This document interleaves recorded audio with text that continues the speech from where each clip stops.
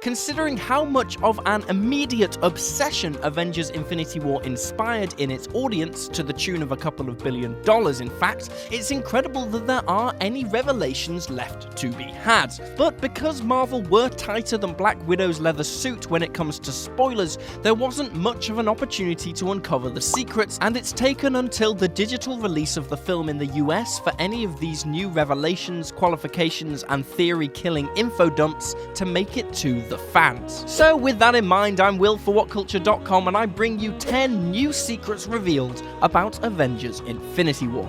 But before we begin, don't forget to subscribe to stay notified. Ding, ding, done. Number 10. Valkyrie did survive. Yes, a fan favourite character that debuted in Thor Ragnarok, Valkyrie has been confirmed to have survived Thanos' attack on Thor's ship along with several other Asgardians. Quite how she managed to get away is unclear, but she is definitely alive. At least we can be 50% sure she is, because it's still not confirmed if she survived the snap. But she definitely survived Thanos' attack on the Asgardian ship. Sadly though, Christopher Marcus won't be drawn out on whether a certain other Taika Waititi favourite made it out alive. He only says that we should all pray for Korg. Number 9. Exactly what is going on with the Hulk. Though it has been suggested that Banner has some performance issues in Infinity War because Hulk is scared after his first encounter with Thanos, this has been revealed to be not true. Director Joe Russo talks about Hulk's arc in the commentary, confirming it was more because he simply wasn't interested in protecting Banner anymore, and I quote, "This was an interesting journey we went on with Banner, trying to decide how we move him forward in the Marvel Universe. What makes him unique as a character is that there is a host body that is being fought over by two distinct personalities who hate each other, and both want control of the host body. So we thought an interesting direction to take him in is Banner, who typically uses the Hulk to solve crisis situations. What if the Hulk was no longer interested in solving those problems for Banner? So the relationship is becoming increasingly dysfunctional. That is what is going on here." Number 8. Thanos let Gamora escape. According to the commentary, the scene in which Thanos tells Gamora that he knows she lied to him about the Soul Stone was actually shot twice, and the shorter version was used in the film. The other is included on the deleted scenes in part, and it shows a younger Gamora returning from battle in the name of Thanos. Interestingly, the scene also includes him telling her he let her escape, which sounds slightly confusing, but presumably it was all part of his ultimate plan. Number 7. Cap almost didn't show up until much later. Even though Cap's appearance in the Edinburgh sequence is one of the most iconic moments in the film, the filmmakers originally wanted to keep him out of that scene. They all wanted his entrance to be as late in the film as possible, and initially he didn't even appear until Thanos' forces had already arrived in Wakanda. Better late than never, I guess. And that part of the commentary also confirms that Captain America will have a much bigger story in Avengers 4, which makes sense since he spent most of Infinity War as a spectator. Number 6. Thanos' real motivation. There's been a lot written in wake of Infinity War's release trying to paint Thanos in a more positive light than is probably fair. The suggestion has been that he had to do what he did for the good of the universe, and he had no other choice because there wasn't any way that he could increase resources and save the universe that way. But the commentary suggests that he in fact could have increased resources, but he chose not to for a very specific reason. Quoting from the commentary, "People have asked us why Thanos didn't just use the stones to double the resources in the universe, since clearly he has not. Well, he was told no to an idea that he had felt was the only solution, and then was proved right to himself when that solution was not acted upon. So in his messianic complex, he is now committed to following through on the idea that he had many years ago." It also turns out that several drafts of the script had more of Thanos' backstory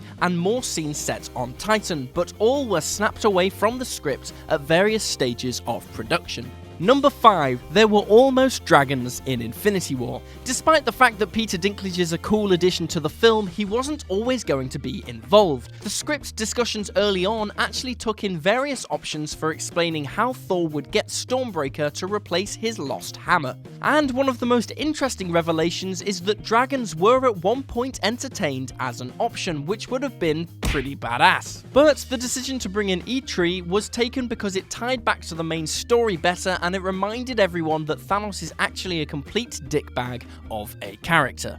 Number 4. It actually was the Soul World. Much speculation has been offered about what the scene immediately after Thanos performs the most threatening snap seen on screen since West Side Story actually means. He's seemingly transported to a strange, ethereal version of Gamora's home planet where the younger Gamora asks him what the snap cost him. The meaning of all this was always a little vague, but after they hinted that this is the Soul World within the Soul Stone previously, the commentary team here confirm that Thanos was transported to, or hallucinated/visualized, the Soul World after he snapped his fingers. Number 3. The victims of the snap were chosen for maximum impact. Nobody was really assuming that the victims of the snap were chosen randomly. Indeed, it looks for the most part like the Russos chose to keep the original team alive for Avengers 4 to give them a fitting end as they bow out of their MCU contracts. But according to the commentary, the reason was actually more to do with drama. The victims were chosen because of what their deaths meant to the survivors. In terms of our choices about who Thanos would end up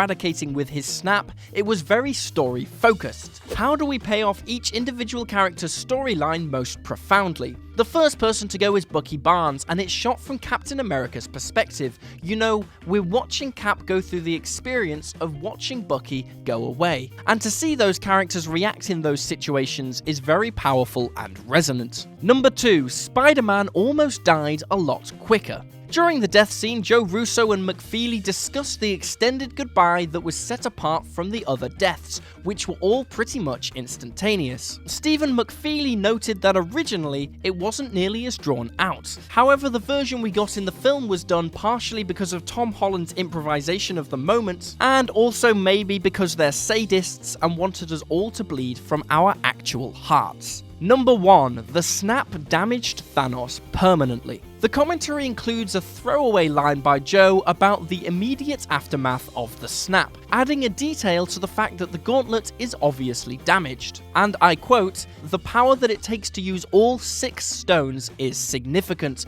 and clearly damaged the gauntlet and damaged Thanos permanently." The permanent damage to Thanos is an entirely new revelation, and it's only right that the damage is lasting, as it's designed to show that Thanos has been weakened to offer a sliver of hope in an otherwise incredibly bleak ending. And the remaining Avengers and we, the audience, definitely deserved that faint glimmer of hope after the snap. Well done, you made it all the way to the end of the video. Now, I'm not just here to increase our market share with women aged 18 to 35, but to tell you to watch one of these other videos we've made that are probably quite good. So, go on, off you, that one or that one, they're both good. There you go.